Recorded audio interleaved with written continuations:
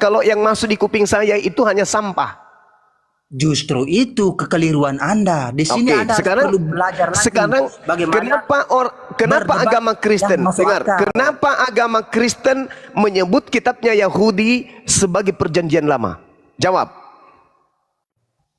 Perjanjian lama itu perjanjian dengan nabi-nabi, Nabi Musa. Kamu tahu? Kenapa disebut perjanjian lama? Perjanjian lama itu perjanjian sebelum kedatangan Kenapa Tuhan kamu Yesus sebut Kristus. kitabnya orang sebagai perjanjian lama? Makanya kamu dengar. Siapa yang mengajarin Anda bahwa perjanjian barunya Yahudi dengan Tuhannya itu adalah perjanjian lama? Saya kasih materi. Dengar 10 detik, 10 detik aja. Dengar. Kamu dengar 10 detik. 10 detik, dengarkan. Hukum Taurat itu dengar. Biasakan mendengar. Hukum Taurat itu adalah dengar wahai penganut agama Spanyol. Penganut kitab Spanyol, dengar. Dengarkan dulu. Tidak. Dengarkan, kalau tidak mau mendengar, tak lempar. 10 detik, dengarkan 10 detik. Zuma dengar. Ya sudah, kau bicara duluan. Ya, silakan. Zuma, kamu bertanya, jangan kamu menjelas.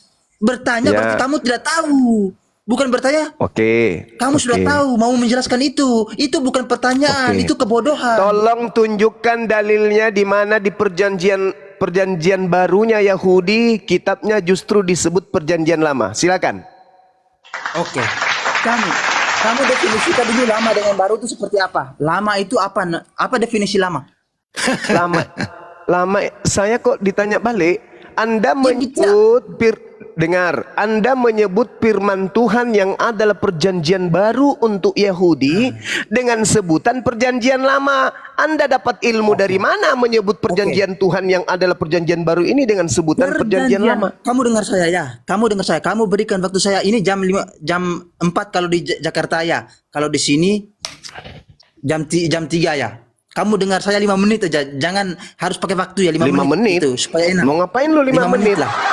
Mau jualan obat? Biar saya menjelaskan. Ya, kamu ngerti pertanyaan saya? Mengerti. Oke, silakan. Kamu bilang dari mana sehingga mengatakan perjanjian lama? Dari mana sehingga mengatakan ini perjanjian baru? Oke, saya mau menjelaskan kepada Anda. Perjanjian lama adalah perjanjian Allah dengan Nabi Musa. Ya. Bagaimana Allah berjanji dari dengan mana Nabi Anda Musa mengatakan dulu? itu perjanjian lama? Itu dengar dulu, perjanjian lama adalah mana dalilnya? Yang datang sebelum Kristus Yesus. Salah Anda. Yang datang kepada hukum dengar. Oh, kamu dengar. Yang datang kepada Nabi Musa itu dengar. Yang datang kepada Nabi Musa itu perjanjian baru, bukan perjanjian lama. Kamu mau bertanya? Pertanyaan dia ini. Kamu itu menipu karena kamu kurang ilmu. Dengarkan saya makanya. Saya minta pertanggungan jawabanmu. Kenapa kau menyebut perjanjian baru Tuhan? Susah karena kau tidak mendengar. Kau seperti babi kau itu, seperti babi kau itu, nggak mau mendengar. Turunin aja lah. Congormu aja yang tinggi. Turunin tapi kau aja. tidak mau mendengar. Zuma, belajar lagi Zuma. Kena kau kan? Kau itu congormu aja itu yang panjang kayak congor babi, mentang-mentang suka makan babi. Dengarkan sama saya, dengarkan kalau saya ngomong. Karena saya yang belajar Bible, kamu yang tidak, kamu itu cuma dengar manggut-manggut di gereja. Dengarkan. Hukum Taurat itu adalah perjanjian barunya Tuhan dengan Bani Israel. Dalilnya mana?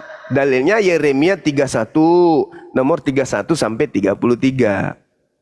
Aku akan mengadakan perjanjian baru dengan Bani Israel dan Bani Yehuda. Yaitu, aku akan memasukkan hukum Taurat. Nah tuh, ke dalam batin setiap Bani Israel. Itu perjanjian baru. Ponyi. Jadi hukum Taurat itu adalah perjanjian baru Tuhan kepada Bani Israel. Muncul Karisteng mengklaim perjanjian baru Tuhan kepada umatnya Bani Israel dengan penyebutan perjanjian lama. Yang ngajarin kalian menyebut perjanjian baru itu dengan perjanjian lama itu siapa?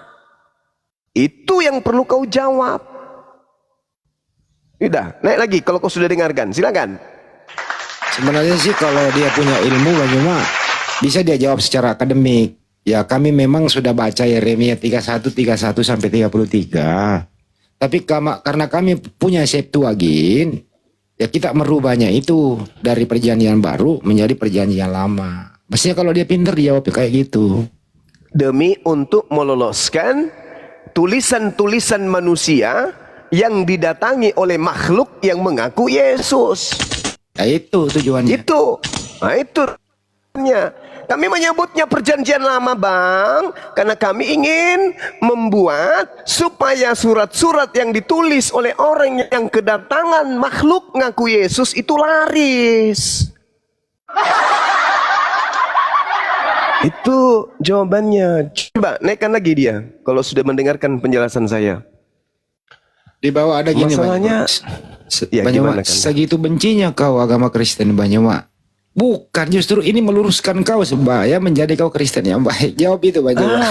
Mana ada kita membenci? Enggak, kita meluruskan.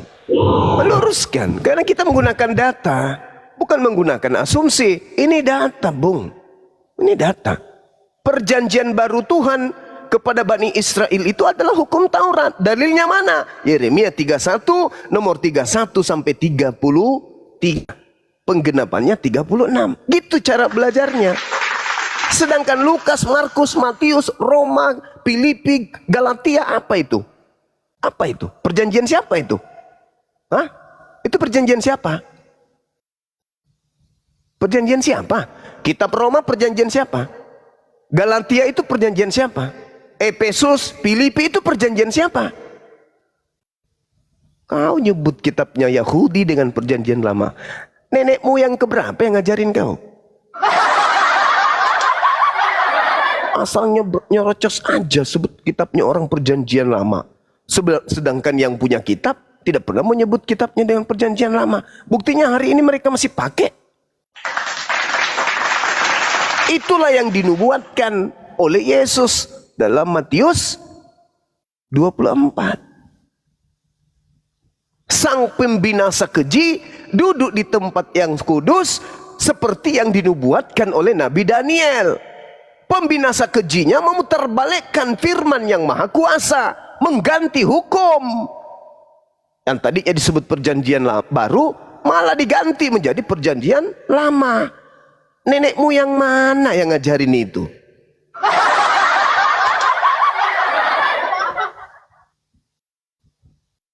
Oke, alhamdulillah. Momi, selamat siang. Agama apa? Buka mute-nya. Selamat siang. Kristen. Oke, lanjut Bang Juma. Ini Kristen Bang Juma. Silakan Bang. Ini saya mau tanya perjelas di Bang Juma.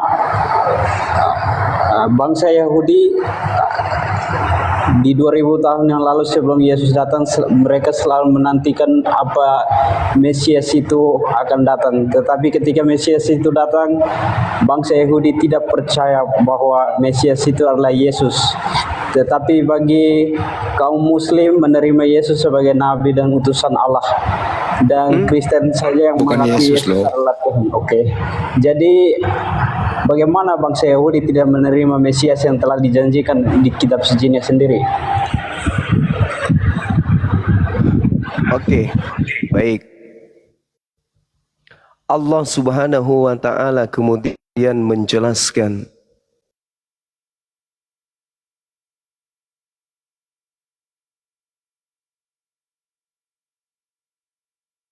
mereka.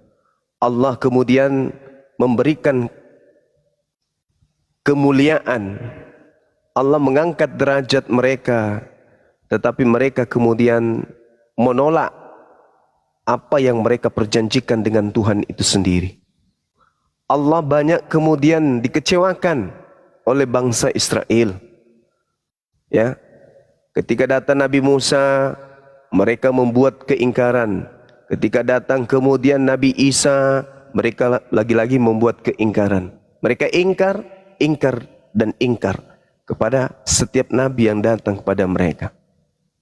Setiap datang utusan selalu diolok-olok. Setiap datang nabi selalu dinistakan. Dan itu Anda bisa baca di dalam Matius 23. Nah, mereka menunggu Mesias. Mesias yang bagaimana yang mereka tunggu? Mesias yang Tuhan? Bukan.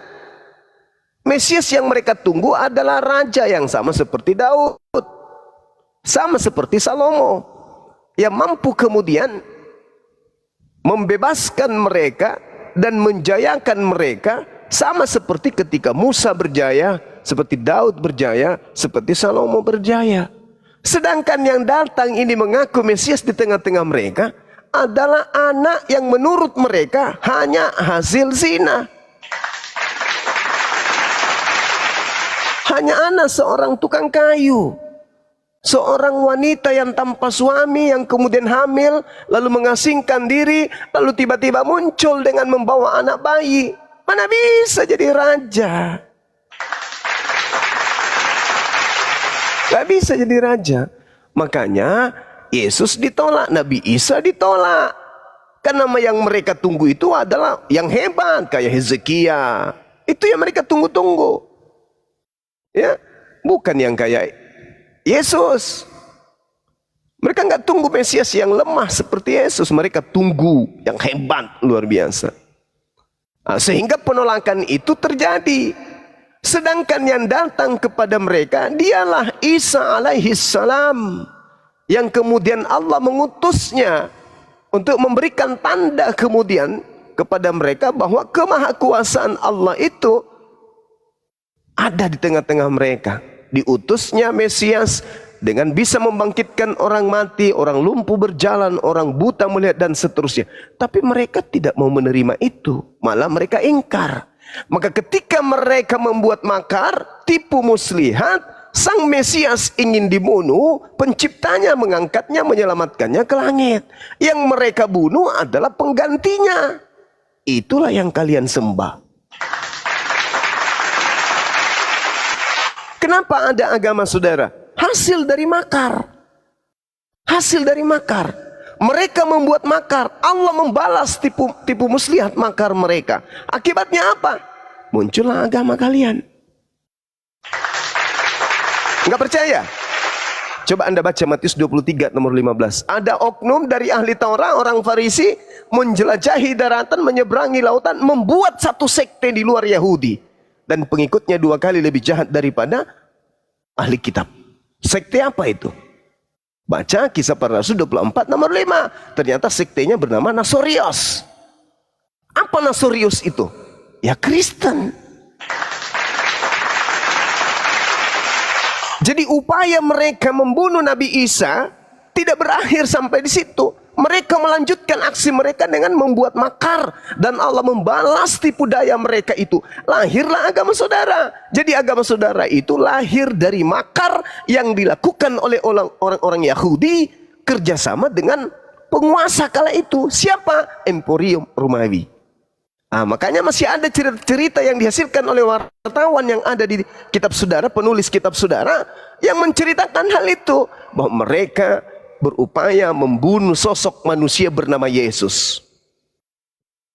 Mereka membuat tipu daya, Matius 26. Mereka membuat kesaksian palsu, Matius 27. Mereka kemudian berencana untuk berkhianat Yesus, Yohanes 6, dan seterusnya. Akibat itu semua, maka muncullah penyaliban. Nah, tipu daya itu nggak berhenti sampai di situ. Diajarkan pula tuh sama orang-orang Farisi bahwa yang mati di atas salib itu bukan mati karena kedengkian orang Yahudi, tapi mati karena dosa-dosa kita orang Kristen. Apa nyambungnya coba? Yesus ingin dibunuh karena orang Yahudi dipengaruhi faktor ekonomi, sosial, politik. Dibunuh Yesus, diselamatkan oleh Allah. Yesus terangkat.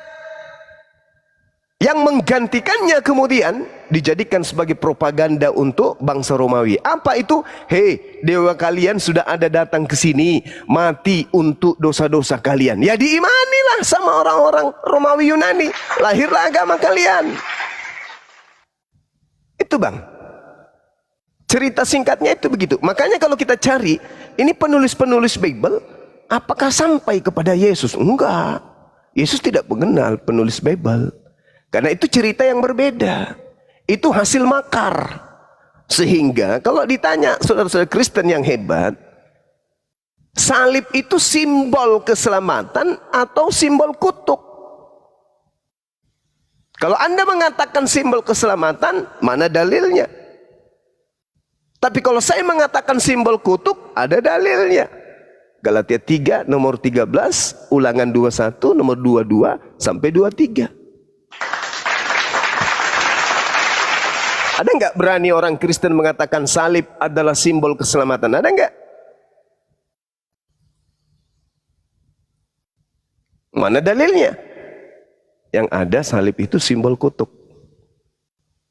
Jadi kalau ada yang menggunakan kalung salib, kalung kutuk. Dalil. Serius itu Bang Sema? Serius. Baca Ulangan 21. Apabila ada orang yang dihukum karena sepadan, apabila ada orang melakukan dosa yang sepadan dengan hukuman mati, lalu kau gantung dia pada sebuah tiang, jangan kau biarkan semalam-malaman, sebab seseorang yang digantung terkutuk oleh Elohim.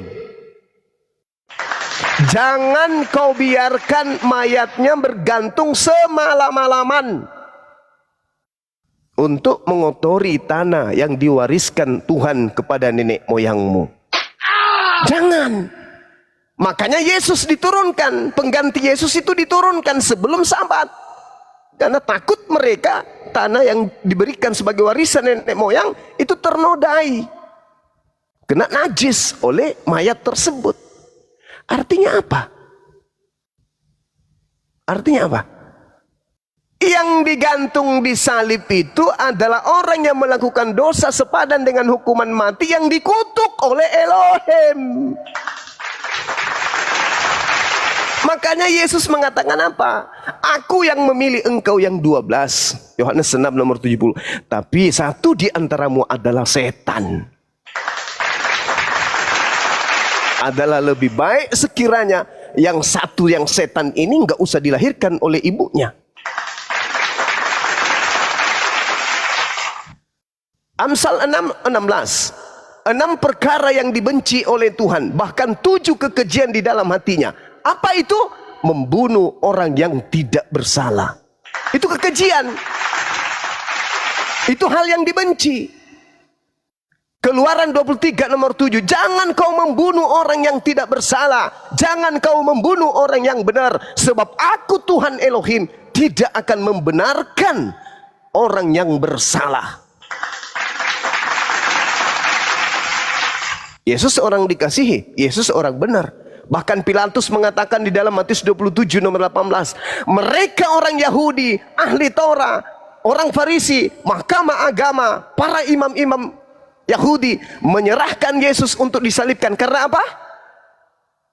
Karena dengki. Matius 26 nomor 15. Mereka para imam, orang-orang Farisi, imam-imam kepala, membuat tipu muslihat untuk membunuh Yesus. Matius 26 nomor 59. Mereka melakukan kesaksian-kesaksian palsu. Untuk apa? Untuk membunuh Yesus. Markus 14 nomor 1. Mereka menyerahkan Yesus karena apa? Karena kesaksian-kesaksian bohong. Yesus dibunuh berdasarkan pengkhianatan setan, iblis yang merasuki Yudas. Berdasarkan pengkhianatan Siapa? Imam-imam kepala, mahkamah agama, saksi palsu. Coba. Jadi pembunuhan terhadap Yesus itu adalah semua karena upaya iblis. Mana perintah Tuhan membunuh Yesus? Tak ada. Jadi penyaliban Oke, Bang terhadap... Juma. Ya, silakan. Penjelasannya sangat detail dan luar biasa. Tetapi Alhamdulillah. saya mau tanyakan satu poin di sini. Jika Silakan. Allah itu maha kasih, maha penyayang, maha benar, mengapa dia tidak melahirkan satu agama di dunia ini maupun di surga supaya setiap orang yang bersalah tinggal dihakimi dan diselamatkan? Mengapa harus ada banyak agama di dunia ini sedangkan Allah itu maha pengasih dan maha penyayang, maha benar? Oke, saudara. Agama di atas muka bumi ini itu cuma satu yang berasal dari pencipta kita. Cuma satu. Apa itu? Al-Quran menjelaskan. Wa qulil haqqu min rabbikum. Kebenaran itu sudah datang dari Tuhanmu. Faman syaa'a falyu'min. Siapa yang mau percaya silakan percaya. Siapa yang mau kufur falyakfur. Silakan kufur. Nabi Adam alaihissalam diajarkan kebenaran. Adam mau taat, silakan taat. Adam mau ingkar, silakan ingkar. Turun ke bawah keturunannya. Nabi Abraham diberikan kebenaran. Siapa yang mau taat, silakan taat. Siapa yang mau ingkar, silakan ingkar. Turun lagi ke keturunannya. Datang kepada Nabi Musa. Siapa yang mau taat, silakan taat. Siapa yang mau ingkar, silakan ingkar. Begitu seterusnya. Wa qulil haqqu min rabbikum. Diutus lagi Nabi Isa. Nabi Isa berkata-kata bukan dari dirinya sendiri. Dia mengatakan apa yang diperintahkan oleh Allah untuk ia katakan.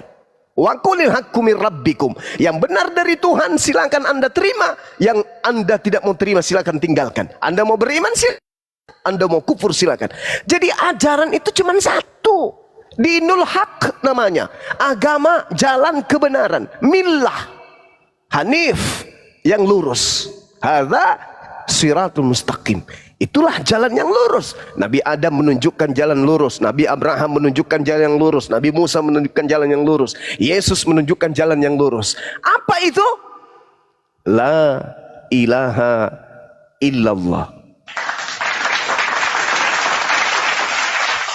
Sampai-sampai kitab Anda juga membawa nama Allah. Kenapa? Karena sebenarnya mereka sadar bahwa Tuhan yang benar itu adalah Allah. Wahai Maria, ya paman, jangan kau sentuh aku, kata Yesus. Tapi pergilah kepada saudara-saudaraku. Katakan kepada mereka, aku akan pergi kepada Tuhanku dan Tuhanmu, ilahku dan ilahmu. Siapa itu? Laisa kamislihi syai'. Hakikat yang tidak serupa dengan makhluk. Itu yang diajarkan para nabi. Jadi agama yang diajarkan oleh Allah cuma satu. Hanif. Agama lurus. Tapi koridornya Tuhan jelaskan. Kejahatan dan kebenaran berjalan beriring. Tinggi, rendah berjalan beriring. Semuanya berjalan beriring. Baik, buruk berjalan beriring. Siapa yang mau pada kebenaran, silakan. Wa man syaa'a falyu'min wa man syaa'a falyakfur. La ikraha fiddin. Sekarang Anda dititipkan oleh Allah akal. Allah menitipkan kepada Anda hati. Buat apa? Kenapa akal dan hati Anda tidak diserahkan kepada ayam? Karena ayam tidak bisa sujud. Ayam tidak bisa mengangkat tangan untuk takbir. Ayam tidak bisa menegakkan tangannya ke atas langit untuk berdoa. Begitu juga sapi, begitu juga kambing dan seterusnya. Kenapa akal dan hati itu diberikan kepada Anda? Karena Anda diminta oleh Allah untuk berfikir. Afala tatafakkarun. Makanya Yesus mengatakan apa? Kasihi Tuhan. Dengan apa? Bukan dengan iman. Iman itu nomor 7. Yang pertama, akal. Iman tanpa akal gila. Tapi iman itu harus dibarengi dengan akal. Itu kata Yesus. Al-Quran juga menerangkan seperti itu. Nabi Musa, Daud apalagi. Nabi Daud ini yang paling sering di kitab Amsal menekankan tentang akal. Afala tatafakkarun, afala ta'qilun. Dan Nabi Daud inilah yang paling sangat mengutuk orang-orang yang jahil. Jahil. Bodoh. Tapi ada satu agama yang menjerat dengan kebodohan. Bahkan mengajarkan dengan jeratan, jangan menggunakan akal ketika Tuhan. Loh, kayak mana ceritanya? Justru Tuhan pencipta langit dan bumi menciptakan akal bagi kita agar kita bisa langsung menemukan Tuhan itu. Nah, jadi saudara, agama yang diciptakan oleh Tuhan itu cuma satu. Yang lain itu hanya buatan manusia. Mari, 10 detik terakhir untuk saya buktikan itu. Anda Kristen, saya Islam. Yesus juru selamat. Oke? Tidak dikatakan Yesus juru Kristen. Maksud lo? Selamat dalam bahasa Ibrani shalom. Dalam bahasa Arab salam. Salam akar kata dari Islam. Berarti Yesus adalah juru Islam. Yohanes 14 nomor 27, aku tinggalkan Islam untuk kalian. Al-yauma akmaltu lakum dinakum. Pada hari ini telah kusempurnakan agamamu dan aku ridha Islam. Yesus juru Islam. Yesus menitipkan pesan kepada muridnya. Aku memang harus pergi, sebab kalau aku pergi, penolong lain itu tidak datang. Dan kalau penolong lain itu datang, dia akan mengajarkan segala sesuatu yang mengantarkan kepada keselamatan. Makanya agama yang datang itu Islam. Yeremia 29 nomor 11, aku Tuhan, aku tahu rancanganku tentang kalian, yaitu rancangan shalom, damai sejahtera, Islam. Anda Kristen, boleh dong saya bertanya, saudara, ini kata Kristen yang ngajarin sopore. Oh, itu di dalam Kisah Para Pewarta 11 nomor 26. Paulus tinggal di Antioquia, Turki. Mengajar di sana selama setahun. Murid-muridnya dihinakan kemudian oleh orang-orang setempat dengan sebutan Kristen. Oh, berarti sebutan Kristen ini penghinaan untuk pengikut Paulus. Ya dan ya. Makanya setinggi apapun level pendidikan orang Kristen, mau dia strata 1, 2, 3, 4, 5, 6, 7, 8, 9, 10 sampai ke langit ke-17 sekalipun, tak akan pernah bisa mendudukkan penamaan Kristen itu sampai kepada detail-detail kisi-kisi pengajaran Yesus. Ini menyedihkan dan itu ngeri. Kenapa saya katakan ngeri? Karena simbol penamaan terhadap kelompok Kristen ini itu Yesus tidak kenal. Yang Yesus tahu dia hanyalah juru salom Islam. Tidak pernah mengatakan aku adalah juru Nasorios. Ya, tidak pernah. Tidak pernah mengatakan Kristen. Dan item pengajaran prakteknya pada ritual-ritual Kristen ini sama sekali tidak bersentuhan dengan esensi pengajaran Yesus, baik teori maupun praktek. Muridnya Yesus tidak ada makan babi. Muridnya Yesus tidak pernah ibadah minggu. Muridnya Yesus tidak mengkitabkan perjanjian baru. Lukas, Matius, Yohanes, Markus, Roma, Filipi, Galatia, dan seterusnya. Muridnya Yesus tidak pernah kemudian tidak bersunat. Muridnya Yesus tidak pernah ke gereja. Muridnya Yesus tidak pernah kemudian joget-joget. Muridnya Yesus kemudian senantiasa la ilaha illallah. Yesus Rasulullah. Yesus mengajarkan Islam, bukan mengajarkan Kristen. Demikian, Bung, silakan. Ya, luar biasa sekali Bang Juma. Tetapi selain dari perkataan Yesus, segala firman yang kuterima telah kusampaikan kepada mereka, bahwa masih ada ayat di dalam Bible yang menyatakan Yesus Christ Alpha in the Omega, Alpha and Omega. Mengapa Yesus mengatakan aku Alpha dan Omega, Bang?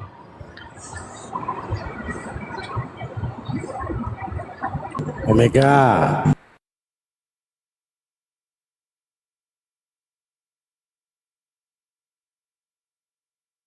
gangguan suara saya. Kok bisa ya? Merah-merah Gurunda. Oke, sudah terdengar? Mantap, lanjut. Selamat ulang tahun. Tadi saudara kita itu bertanya apa? Saya ingin Bang Juma jelaskan bahwa ketika Yesus mengatakan akulah Alfa dan Omega. Oke, baik. A'udzubillahi minasyaitonirrajim. Bismillahirrahmanirrahim. Iyad'una min dunihi illa inatha wa iyad'una illa syaitanan marida. Bung, bukan hanya Yesus yang jadi korban di sana. Kalau Anda melihat nih, Ananias pun jadi korban. Penulis kitab Wahyu pun jadi korban. Kok jadi korban Bang Suma? Oke, mari kita telaah kasus. Anda buka kitab Anda Kisah Para Rasul 16, nomor 16, nomor 17, nomor 18. Ada setan yang memproklamirkan kemudian kerasulan Paulus. Yang memproklamirkan kerasulan Paulus adalah iblis. Baca Kisah Para Rasul 16, nomor 16, nomor 17, nomor 18. Iblis yang memproklamirkan itu. Yang kedua, yang memproklamirkan ketuhanan Yesus adalah makhluk gaib, makhluk halus yang pernah datang kepada Paulus di padang gurun. Adakah Yesus di dalam penginjilannya mengatakan akulah Alfa dan Omega? AO. Ada? Tak ada.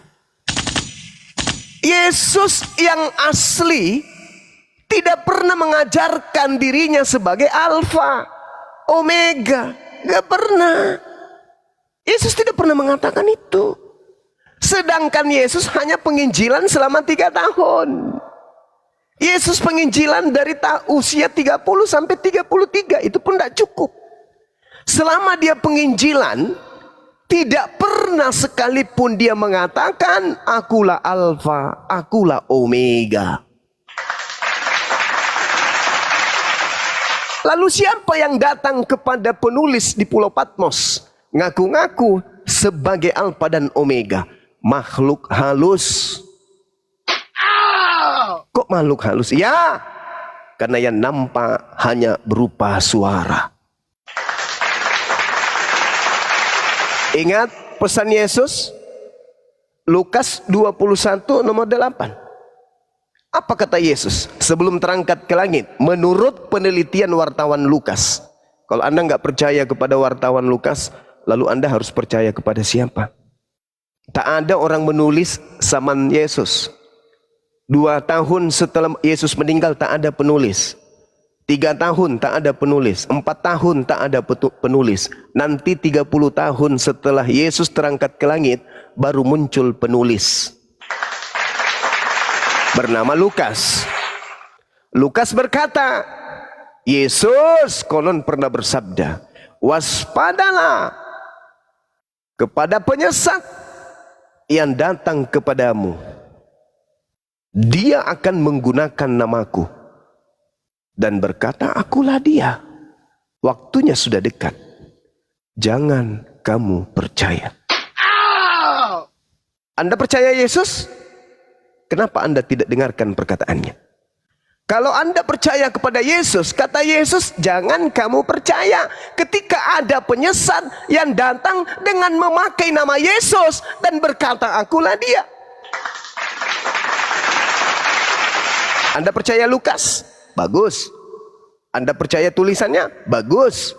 Tulisan Lukas mengatakan konon Yesus bersabda, jangan kau percaya kepada penyesat yang datang kepadamu yang memakai nama Yesus dan berkata akulah dia. Kalau Anda percaya kepada Yesus, jangan percaya kepada makhluk yang datang kepada Paulus, yang datang kepada Ananias, yang datang kepada yang menulis di Pulau Patmos dong. Karena itu nasihat Yesus. Sejauh kita belajar dengan pergerakan sejarah umat beragama di dunia, setelah Yesus terangkat ke langit, Yesus tidak pernah datang kepada Nabi Muhammad. Yesus tidak pernah datang kepada para sahabatnya Nabi Muhammad. Yesus terindikasi kuat berdasarkan Bible hanya datang kepada Ananias, hanya datang kepada Paulus, hanya datang kepada penulis kitab Wahyu. Bahkan yang terakhir-terakhir ini datang kepada Luga Tambunan. Sedangkan Yesus yang asli mengatakan, jangan kau percaya. Dan Yesus memberikan pesan di dalam kitab Lukas 10:18. Apa kata Yesus? Aku melihat iblis jatuh dari langit berupa cahaya. Paulus menerima pengabaran dari makhluk yang hanya berupa cahaya dan mengaku-ngaku Yesus.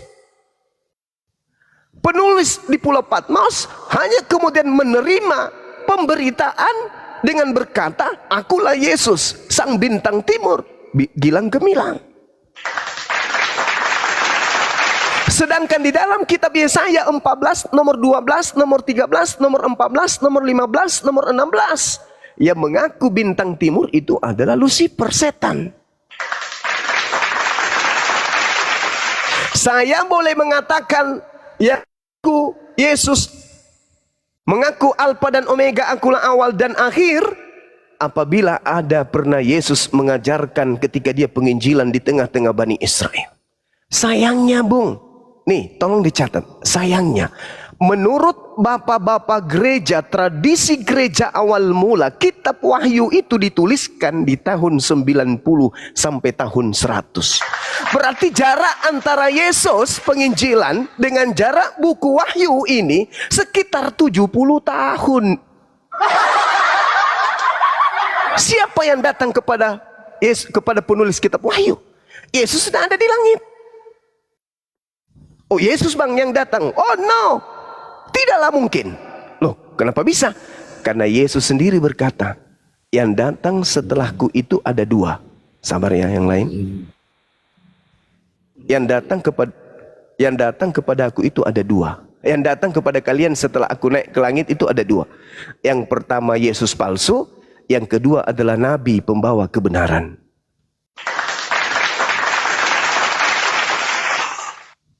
Saya ulang, menurut Yesus, yang datang setelah dia terangkat ke langit, Yesus palsu, yang kedua nabi yang membawa kebenaran.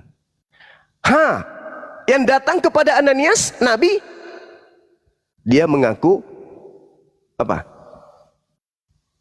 Yesus. Yang datang kepada Paulus, dia ngaku Yesus. Yang datang kemudian di Pulau Patmos, ngaku Yesus.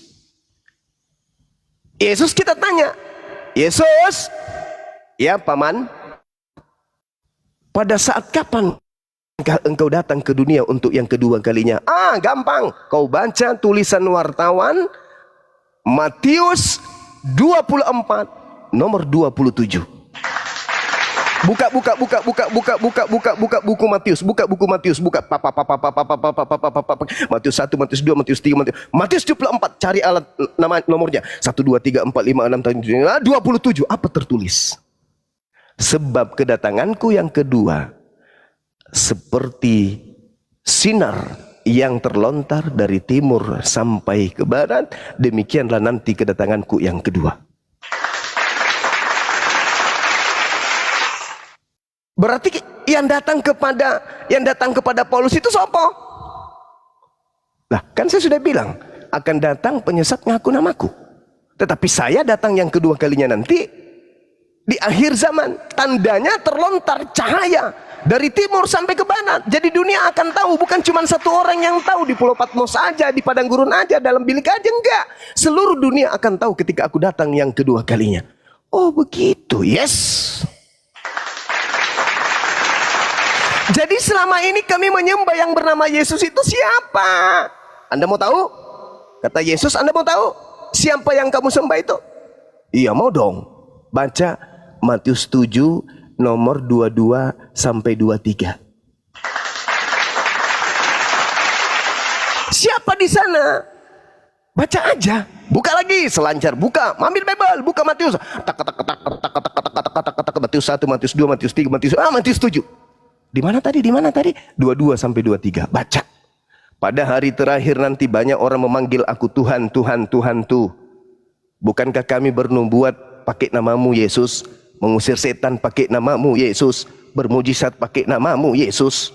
Apa kataku di sana? Baca 2-3-nya. Oh, paman berkata, pada hari itulah aku akan berterus terang kepada mereka yang menuhankan aku, enyahlah daripadaku, aku tidak mengenal kalian, kalian semua adalah pembuat kejahatan.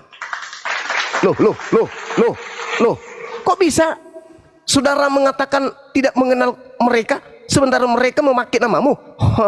Aku tidak mengenal mereka. Yang mereka sebut itu bukan aku. Yang mereka sebut itu makhluk yang datang ke Paulus, makhluk yang datang kepada Ananias, makhluk yang datang kepada Pulau Patmos. Itu yang mereka panggil. Sementara aku sudah ada di langit.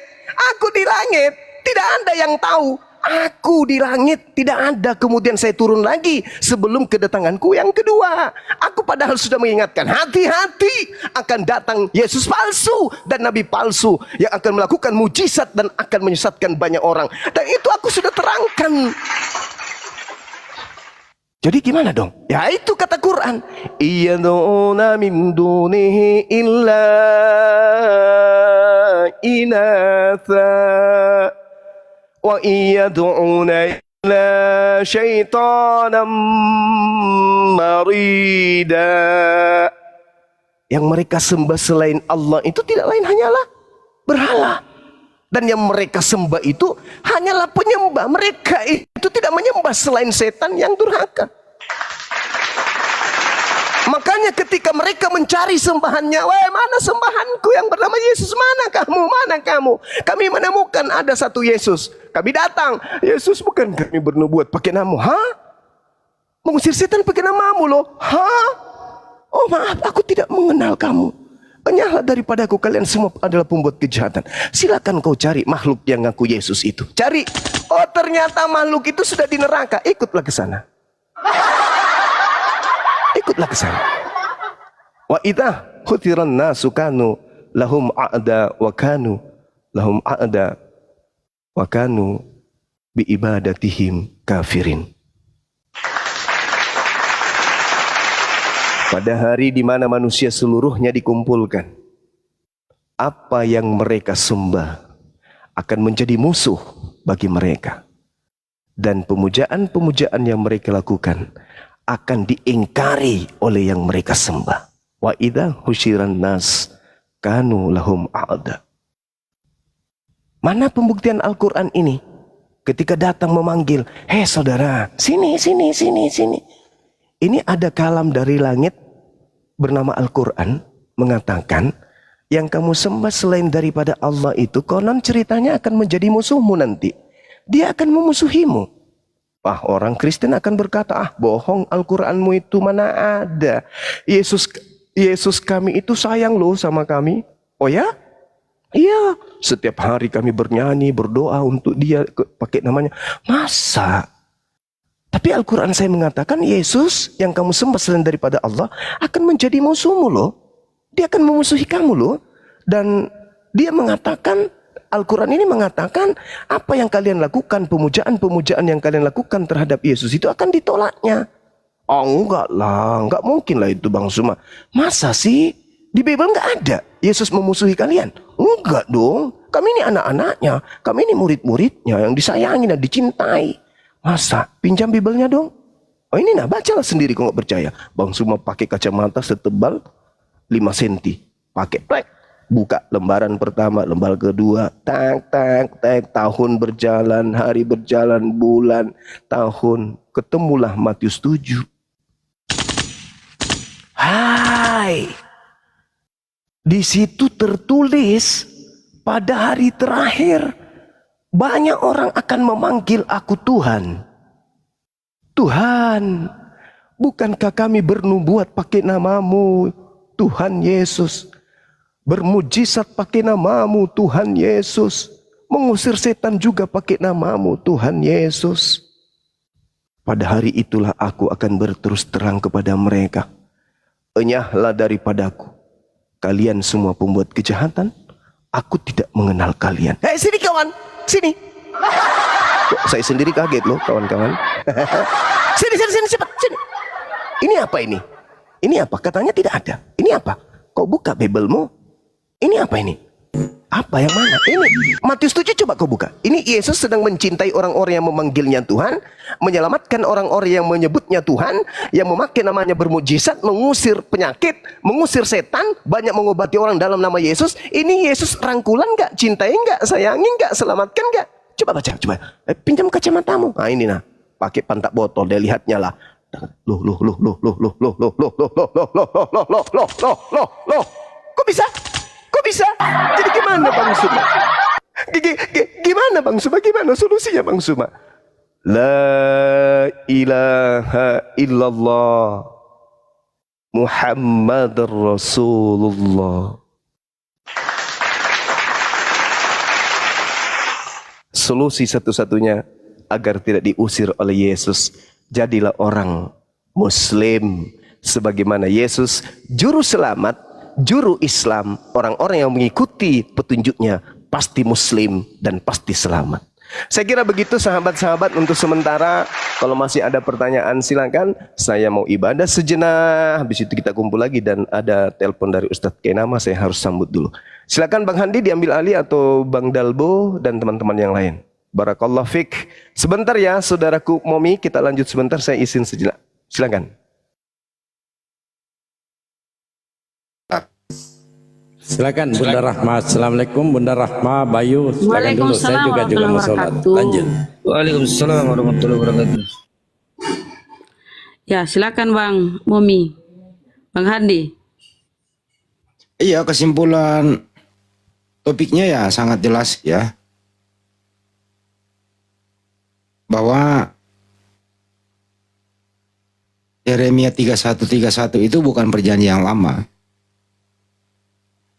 Ya Muslim, Bang Joma utamanya ya, berdiskusi itu ya pakai data. Saya rasa juga Yudaisme mengakui itu, bahwa Taurat itu, Taurat dimasukkan kepada hati Bani Israel itu, Yeremia 31:31, itu adalah perjanjian baru buat mereka. Karena sebelum Taurat ada perjanjian. Ada sebelum Taurat, ada juga semacam aturan dari Tuhan. Ya, datang Nabi Musa ya perjanjian baru buat Bani Israel. Anehnya lagi kok di zaman sekarang ada yang mengatakan perjanjian baru itu adalah perjanjian lama buat dia. Tuh, merubah judul, memakai dan dirubah juga maknanya begitu.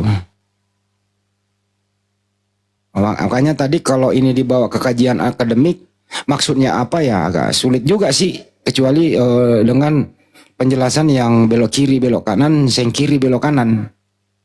Jadi secara akademik ini memang sulit untuk dipertanggungjawabkan, kecuali masuk ranah ya intern pakai iman, itu baru terselamatkan di sana. Tapi kalau dibawa ke area publik,